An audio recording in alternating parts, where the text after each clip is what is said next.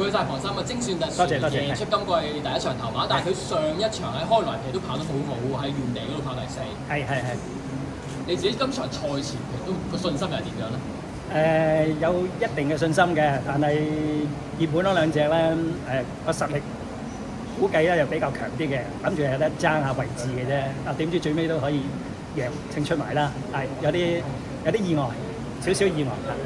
隻馬今季由陽天爬馬房就轉頭去Michael 嗰隻作為馬房度啊，其實佢有冇話啲明顯嘅轉變啊？又或者佢嘅狀態上有啲變化？保養得好好，係真係望落去即臨場都同阿 Michael 講，哇！我見到啲隻馬嗰個顏色好柔潤，係啦 keep 得好 fit。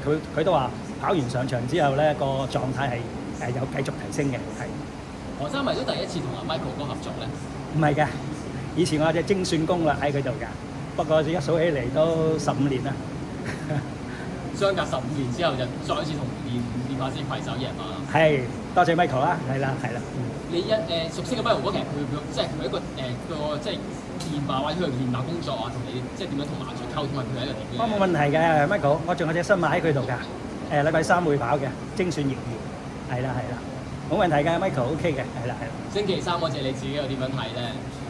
嗱，初出就試習就唔錯嘅，希望佢適應到法會谷嗰個場地啦，同埋夜賽咧，佢點都第一次跑會陌生啲嘅，係啦。